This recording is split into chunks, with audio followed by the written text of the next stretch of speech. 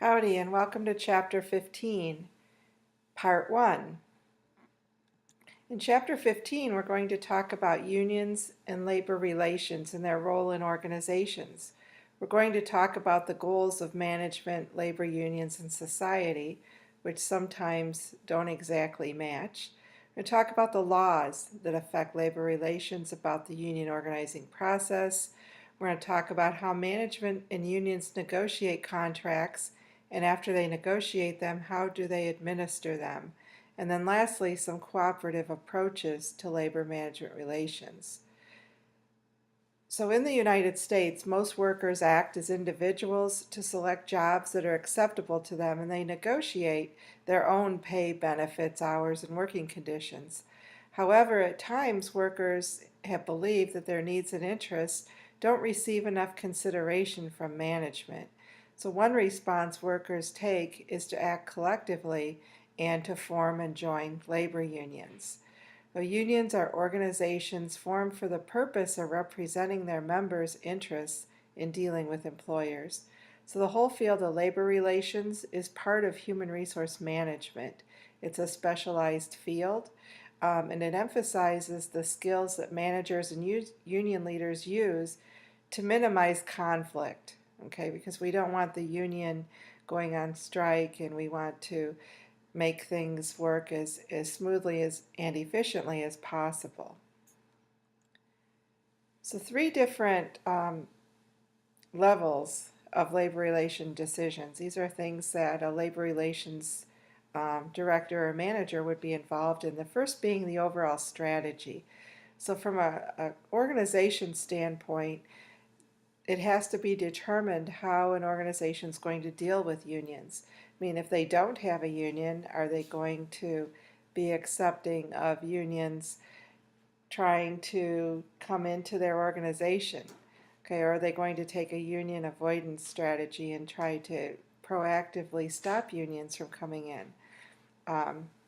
If they do have a union or a union gets elected in the facility, they have to negotiate a labor agreement. So that's a big part of a labor relations professional's job.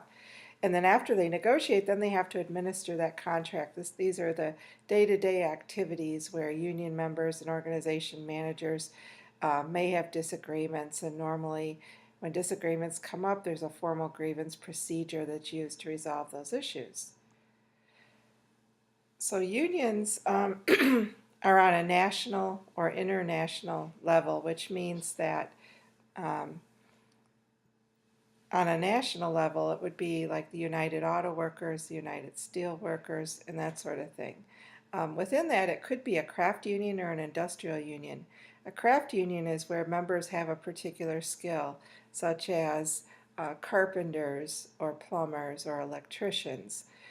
Industrial unions are by industry, so you have the automotive industry, the communications industry, and so on. Most unions are affiliated with the AFL-CIO, and this isn't a labor union itself, but it's a large association that combines the unions and seeks to advance the shared interest of the union members. And an important responsibility of the AFL-CIO is to represent labor's interests in policy issues, such as labor law and economic policy, occupational safety, and things like that.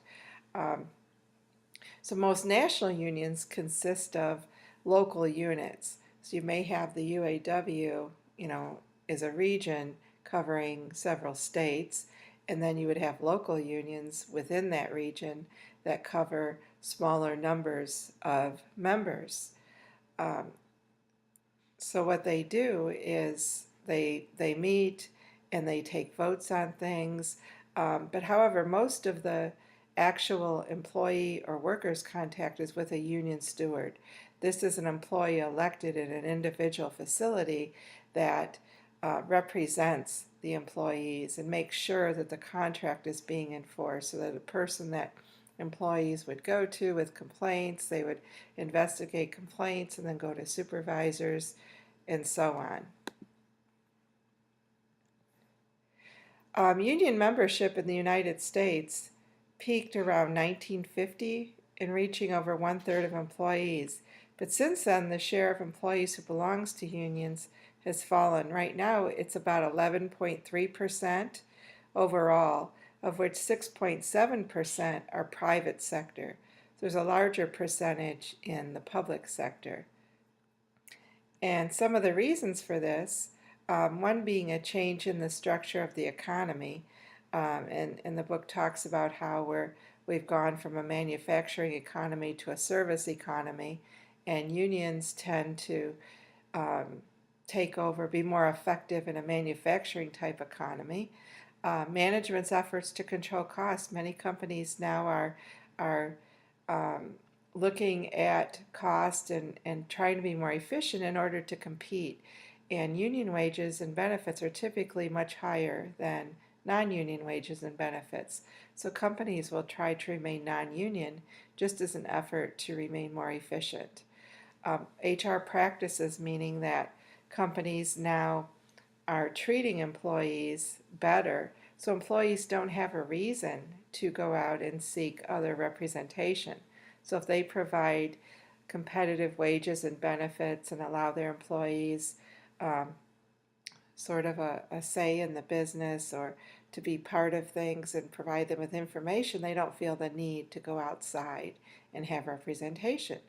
Lastly, government regulation, and I think this is the biggest one that has led to the decline, meaning that all these laws have come into place since unions peaked. If we look at the Civil Rights Act of 1964, addressed discrimination issues and equal pay issues. More importantly, OSHA in 1970, because unions would come in as an effort to improve safety in organizations. And now that OSHA's there and companies follow OSHA regulations, safety has improved so much. And many other laws as well have come into play that affect that. So there are different goals. Management's goal is to increase profit, okay, and to increase stock price and that sort of thing. So they prefer options that lower costs, raise output, and they want to be flexible. I mean, unions tend to make an organization not be as flexible as they could be because they're governed by a contract and rules. So management wants as much flexibility as possible so they can do things to impact the overall profit and stock price. Unions, on the other hand, want pay and working conditions that satisfy members and give them a voice in decisions. Okay, and unions achieve this power in numbers. So the more members they have, the more powerful they become and the more influence that they have. So unions place a high priority on negotiating different provisions in contracts, and the book talks about two that are pretty important.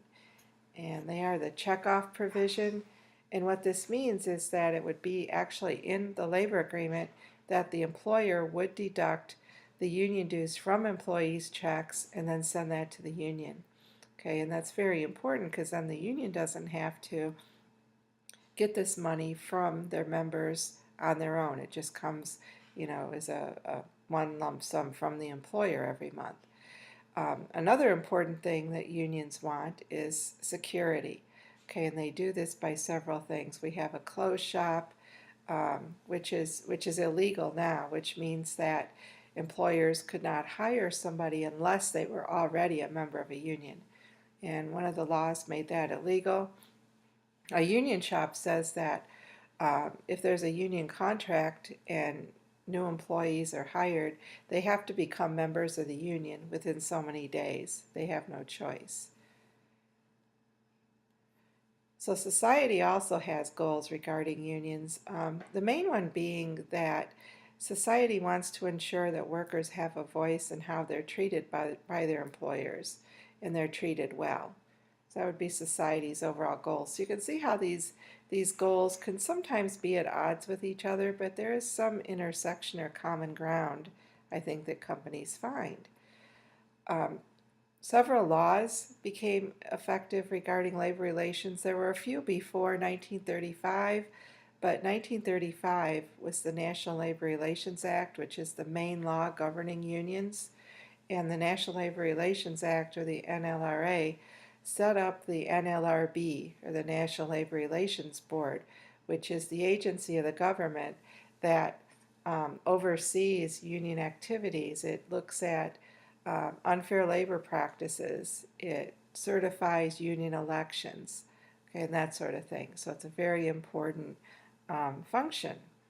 Okay, then in 1947, the Taft-Hartley Act came about, and this was in response to the National Labor Relations Act, because what happened was the National Labor Relations Act was very union-oriented. It gave unions a lot of power, because up till then they really didn't have any. So it gave them a lot of power. So Taft-Hartley came in and it put some restrictions on union practices, and it came up with lists of things that constituted unfair labor practices on the part of employers and union members. Taft-Hartley was very important in that it allows states to pass right-to-work laws. Okay, and right-to-work laws make union shops, maintenance of membership, and agency shops illegal, but it also says that employees in those states don't have to join the union. Okay, then we have Landrum Griffin in 1959 came out, and this one was mainly in response to the union's financial disclosure. It said that unions had to disclose and report to the government on their finances. They had to let their members know what their finances were. They had to state how they're electing officers and that sort of thing. Okay, so that was more of an ethical kind of check for unions. Okay, so the right to work laws are very important. Okay, and these are laws that make these things illegal. Okay, and we talked about the National Labor Relations Board. So here's a map of the right to work states. You can see the northern states and the northeastern states are states where union contracts are allowed to have union shops, meaning that the contract will say that new employees hired must belong to the union within, let's say, 30 days, or the employer actually has to fire them. So they have no choice. If they work at that facility and they're covered in that bargaining unit, then they have to join the union. Versus these other states, the pinkish color ones, which Texas is one, don't have that law, so employees are free to decide whether they want to join a union or not. And that's the end of part 1. Stay tuned for part 2. Thank you.